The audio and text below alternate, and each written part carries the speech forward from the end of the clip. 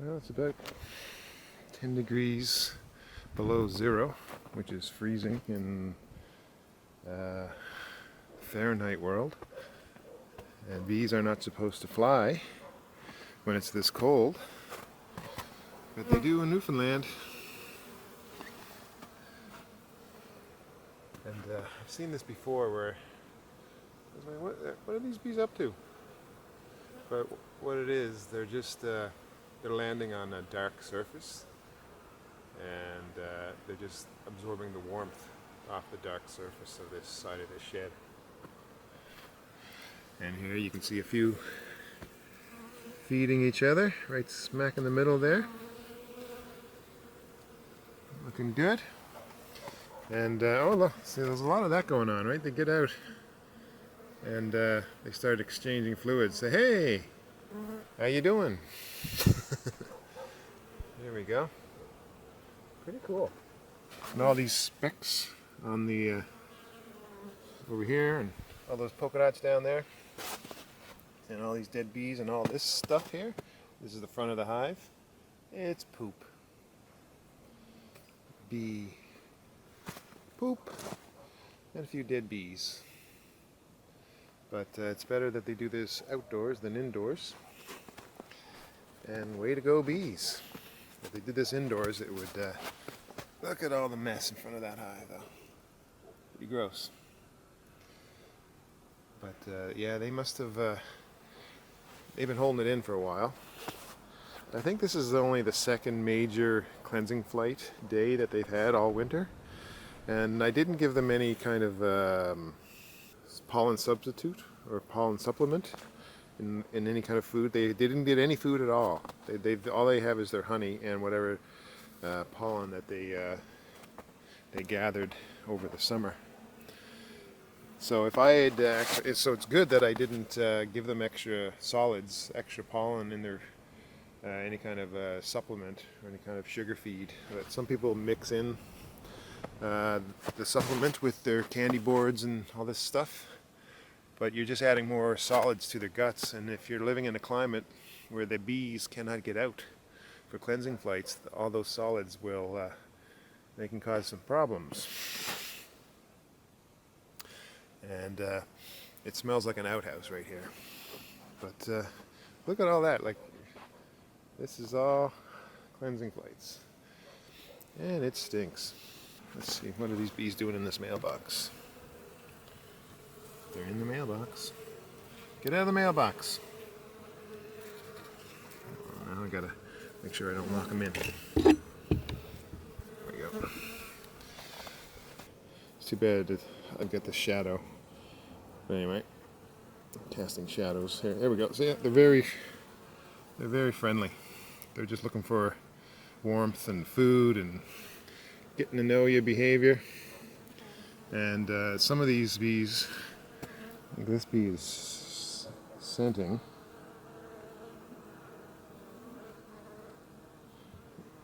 And if you look at the hair on the how fuzzy the bees are, you can tell sometimes by the lack of hair how old they are. If they're old, and especially if they've been foraging, they've got you don't make out the stripes as easily, and they tend to just wear, all that stuff tends to wear off as their hair wears off, their fuzz wears off.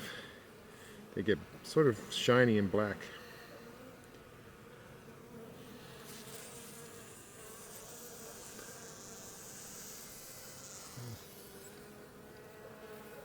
See, that one's got his butt up in the air, it's scenting.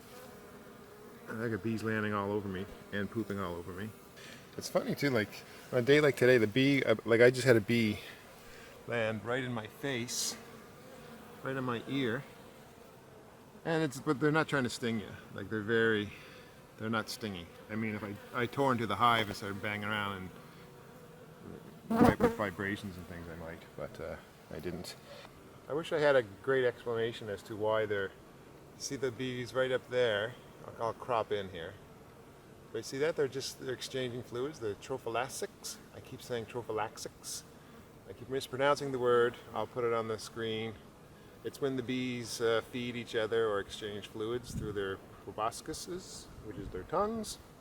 Everything needs to have a complicated name, but it's when they swap spit with their tongues. And here we go, more of it here. This is cool. Oh, look at this. We got right up here we've got a little birdie. Where is it? It's gone now. I recently put a bird feeder over here because I've got northern flickers pecking on the side of my hives. So I had to put up some suet. If you put some suet feeders up, the northern flickers will go for the suet instead of your bees, apparently. There we go. Here's another shot. I don't know if I'm getting that. But yeah, they do that a lot. You know, the first thing they do when they get out of the hive, they just sort of, here we go, perfect example there. They just sort of exchange fluids.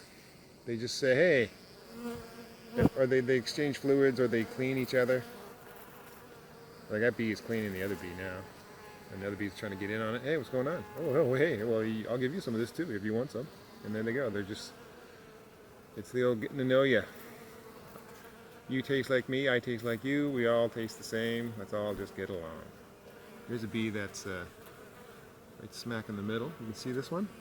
See the end of right dead in center shot. You can see the last segment of the bee's body is cracked. It's a bit of a, it's slightly bent.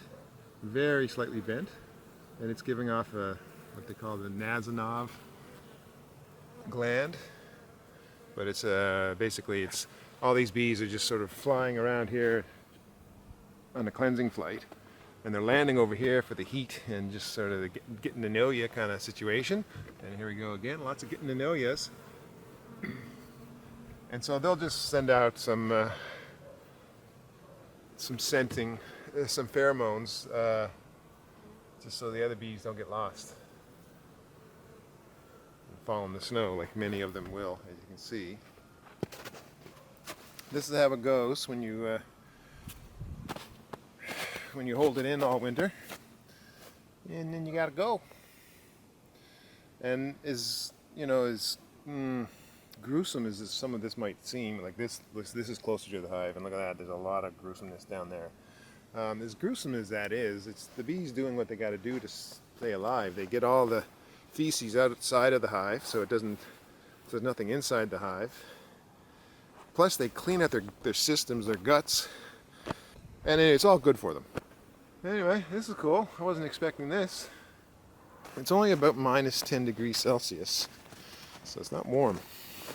It was bitterly cold this morning, but you can see a lot of bees dead in the snow. There's one right there. They get out for a cleansing flight, and then their teeny tiny wing muscles or flight muscles freeze, and they just hit the dirt, hit the snow. Really, there's all kinds of dead bees over here, and it looks sort of like, bad to see so many dead bees in the snow. But in the summertime, there's just as many, if not more, but you just don't see them because they're laying in the grass and their bodies are usually hauled away. These ones are rather buried. I haven't seen them getting out much. But different strokes for different folks. They've got a different setup. The sun hits them early in the morning, but still there's no bees out. I've got them buried in snow too for insulation. Yeah, I don't know if you can see it.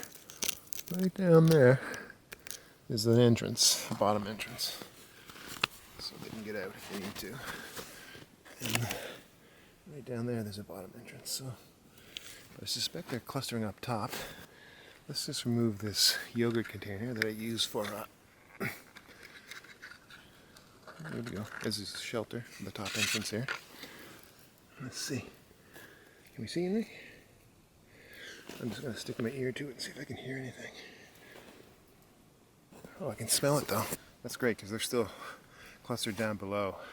Probably, just further. Well, anyway, they're not up top, so that's nice.